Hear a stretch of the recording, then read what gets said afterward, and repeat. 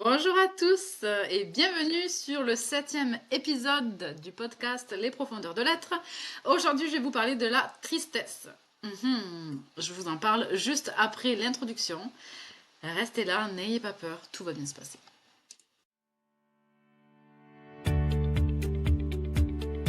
Et si votre véritable essence se trouvait au-delà des rôles que la société vous a imposés? Découvrez les profondeurs de l'être, le podcast qui ose explorer le chemin concret où spiritualité et psychologie se rencontrent. Oubliez les injonctions à la perfection et les attentes extérieures. Ici, nous retirons les couches superflues pour retrouver ce qui est déjà là, solide et essentiel en nous. Chaque semaine, je vous invite à réconcilier l'enfant intérieur qui sommeille en vous avec la femme que vous êtes devenue et celle que vous aspirez à devenir. À harmoniser votre quête spirituelle avec vos responsabilités quotidiennes. À explorer une approche holistique où chaque aspect trouve son importance. À transformer vos défis en opportunités d'éveil et de croissance. Comment entreprendre sans sacrifier sa famille? Entreprendre, vendre et se vendre de manière éthique, est-ce vraiment possible? Comment rester fidèle à soi-même dans un monde qui valorise les apparences? Comment embrasser le chemin de la maternité quand elle réveille notre propre enfant intérieur? Comment chaque élément de notre quotidien impacte notre santé physique, mentale et relationnelle? Alors que notre société est fondée sur le regard de l'autre, je tente de vous guider vers cette présence intérieure qui peut transformer votre monde extérieur. Les profondeurs de l'être, ce n'est pas juste un podcast, c'est une démarche concrète vers l'essentiel. Un épisode à la fois, pas à pas vers une existence plus alignée. C'est une révolution silencieuse qui commence par vous. Abonnez-vous maintenant et rejoignez une communauté de femmes qui osent incarner leur vérité profonde et remettre en question le statu quo.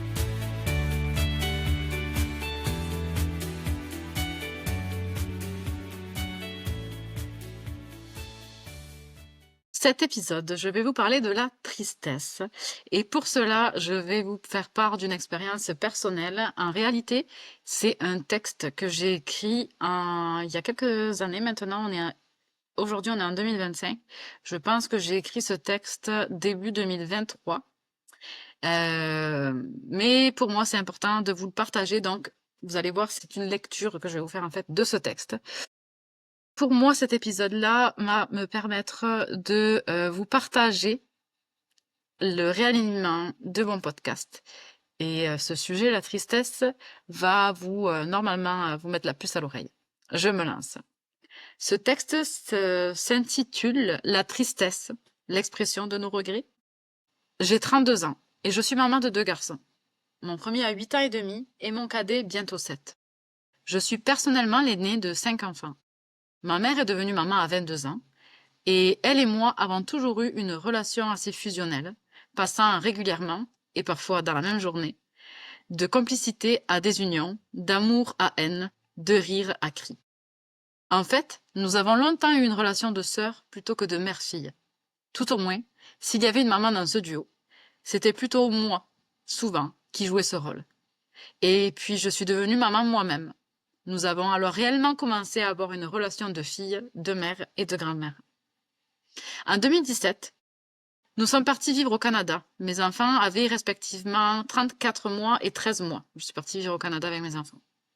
Un fort besoin de renouveau et surtout de me reconstruire animait cette démarche. La distance, le temps, l'expérience et la maturité nous ont de plus en plus rapprochés et connectés, ma mère et moi. Mais voilà qu'à l'aube de l'été 2022, je reçois des résultats d'analyse sanguine de ma mère. Résultats qu'elle ne comprend pas, mais qui, moi, m'inquiètent et me déstabilisent. S'ensuit une visite chez le médecin qui a les mêmes inquiétudes que moi et qui lui prescrit une radiographie, laquelle laisse apparaître des masses qui l'a conduit à 2 semaines d'hospitalisation pour procéder à une batterie d'examens. Voilà qu'en quelques semaines, une partie de mon monde s'effondre. Un jour après l'autre. En quelques semaines, mes plans pour l'été, puis l'automne, puis l'année qui arrive disparaissent et n'ont même plus d'importance. Je suis prise dans un désarroi le plus total. Je perds pied. J'étouffe. Je me noie dans ce tourbillon d'émotions qui passe par la détresse, la colère, l'espoir, l'apathie, l'optimisme, la souffrance, même la rage. Je voudrais que ce moment n'existe pas. Je boucle tout et je prends mes billets. Maman, Je suis là dans 10 jours, pour 1 mois et demi. À mon arrivée, le diagnostic tombe.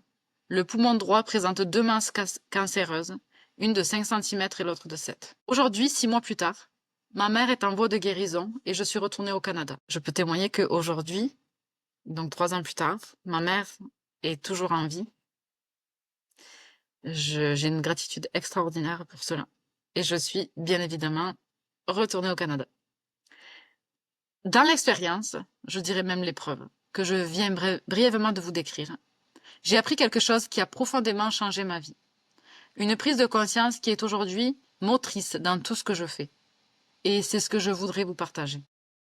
Ça fait aussi écho à l'épisode précédent du podcast qui s'intitule « Ose faire ce qui t'anime ». À l'annonce de la maladie de ma mère, pendant les quelques jours qui ont précédé mon départ vers la France, j'ai été prise dans une profonde tristesse dont je n'arrivais pas à sortir. Je n'arrivais pas à mettre des mots sur la cause de cette souffrance qui me paraissait sans issue. Je savais profondément que ce n'était pas la peur de perdre ma mère qui se cachait derrière elle. Même si cette appréhension était là, bien évidemment. Je savais qu'en temps et lieu, la force me serait donnée pour surmonter sa perte.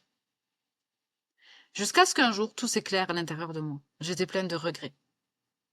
Les « j'aurais dû »,« je n'ai pas assez »,« si j'avais su »,« est-ce que j'ai fait les bons choix ?»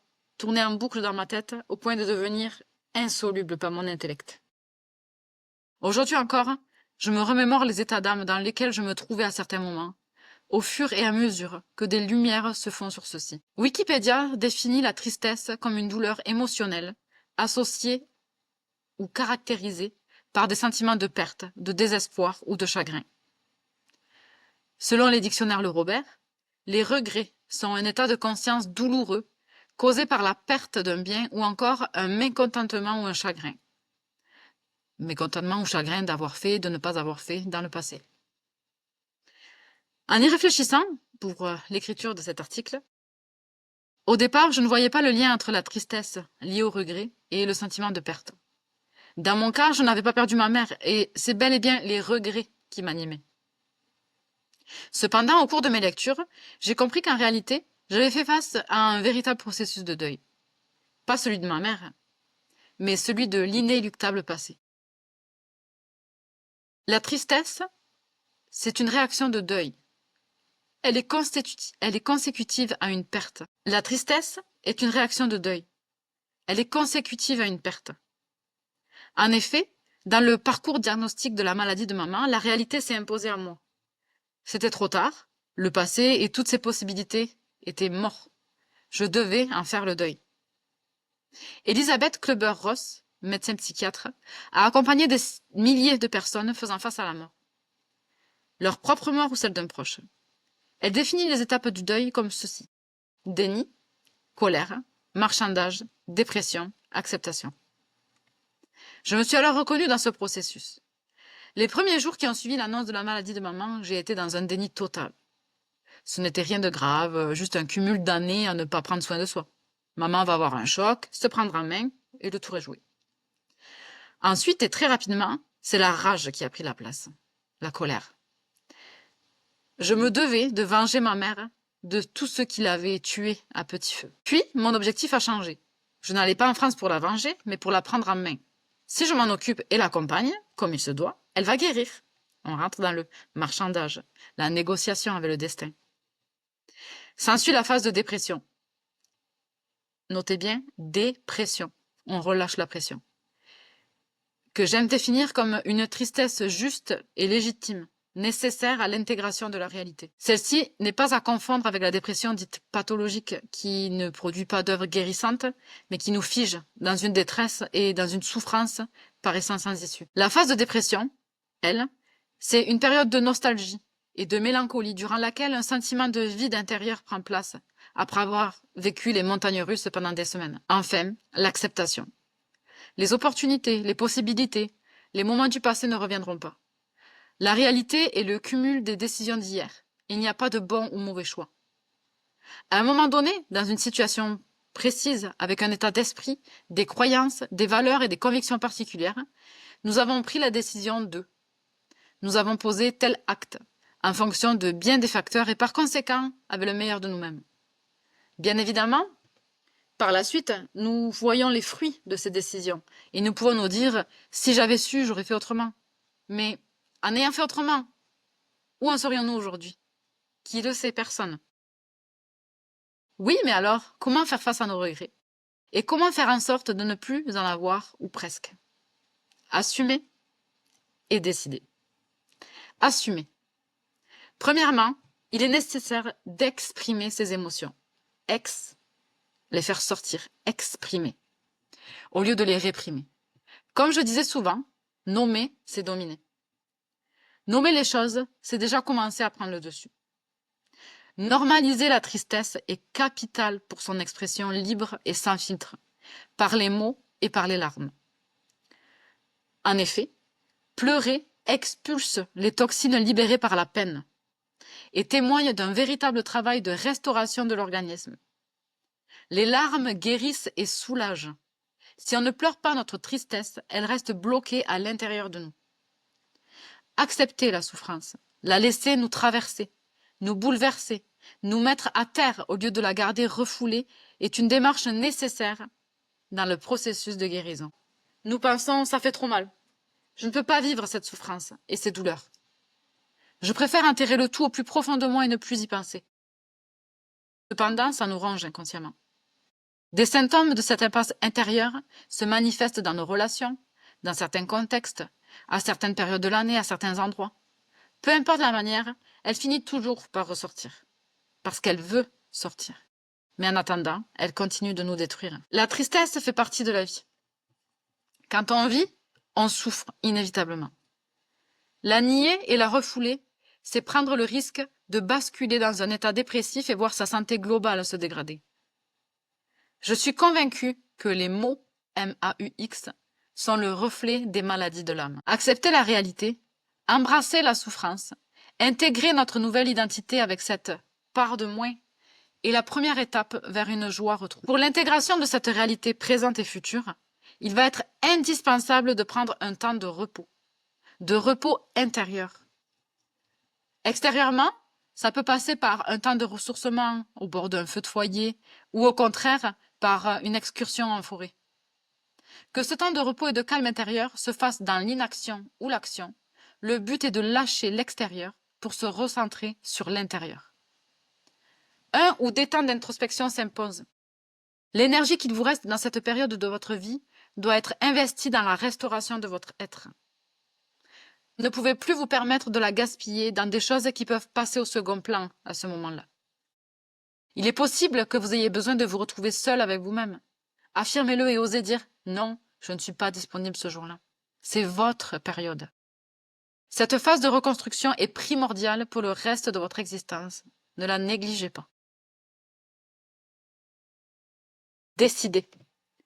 La tristesse causée par les regrets présente l'opportunité de questionner le sens de notre vie, ses priorités et surtout d'agir. L'action est salvatrice. Qu'est-ce que je veux ou ne veux plus dans ma vie? Quelles décisions je dois prendre pour être cohérente avec ma vision et mes valeurs? Les regrets sont des merveilleux indicateurs sur ce qui sépare nos aspirations de la réalité. Ma vie est-elle alignée avec mes désirs les plus profonds? C'est pas question ici de désir extérieur ou matériel, mais de ce moteur de vie, de cette puissance intérieure qui ne demande qu'à se manifester, de cette mission de vie qui nous anime, mais que nous réprimons parce qu'y répondre, c'est forcément se détourner de ce qu'on attend de nous. Les regrets sont une véritable opportunité de réaligner sa vie et de la vivre à la hauteur de ce qu'elle mérite. Prenez le temps de vivre cette tristesse, de la ressentir et de l'extérioriser. Acceptez la réalité du moment présent. Identifiez ce qui est incohérent dans votre vie et décidez de passer à l'action. C'est le chemin par lequel je suis passée, l'expérience que j'en ai tirée et que j'ai souhaité humblement vous partager. Voilà, ce texte que j'aime beaucoup. La transition avec les épisodes précédents, premièrement, mais aussi avec les épisodes futurs. J'ai décidé de réaligner la trame la ligne éditoriale des Profondeurs de l'être, qui gardera son nom. Et j'ai décidé de parler de la souffrance. C'est un sujet délicat, mais je pense qu'on n'en parle pas assez. Je pense que c'est un sujet tabou, qui pourtant fait partie du quotidien de chacun à plus ou grande dose. Et il n'est pas ici question de comparer les souffrances. Ce que je veux dire, c'est qu'on a tous connu la souffrance à un moment donné. Que ce soit pour la perte d'un emploi, des échecs répétés, un burn-out, une quête de sens, la perte d'un être cher, une maladie, l'accompagnement dans une maladie, dans la maladie de quelqu'un, peu importe. Et je pense que c'est trop tu. Personne n'en parle. Comme si la souffrance était une faiblesse, alors que je pense qu'elle peut être moteur de beaucoup de choses. Le prochain épisode, ce sera une interview. Et à partir du prochain épisode, ce sera des témoignages. Je vais interviewer des gens qui sont passés par des épreuves, qui sont peut-être encore dedans. Et je vais les questionner sur comment elles ont vécu l'expérience, qu'est-ce qu'elles ont ressenti, comment elles s'en sont sorties, quelles décisions elles ont décidé de prendre, quel moteur ça a été dans leur vie. Et je pense que la vocation de ce podcast, c'est d'amener une lumière dans la vie de ceux qui souffrent. Et j'ai envie de dire que la souffrance, on peut en parler avec le sourire, on peut en parler avec joie, sans exclure les larmes, mais on peut faire ça dans une dynamique de vie. Voilà. C'est fait, je l'ai annoncé. Je suis pleine d'appréhension, j'ai peur évidemment, mais c'est pas grave. J'y vais, je fonce, je pense que l'humanité en a besoin. Sur ce, je vous embrasse vraiment fort. Je vous rappelle de vous abonner à la chaîne YouTube, à mon compte Instagram, Les Profondeurs de l'être, et à mon infolettre www.ceciliacolombier.com. Je vous envoie un courriel tous les dimanches. Si ça vous plaît plus, vous vous désabonnez, c'est aussi simple que ça. Mais moi, je vous conseille quand même de tester. À bientôt, à mardi prochain.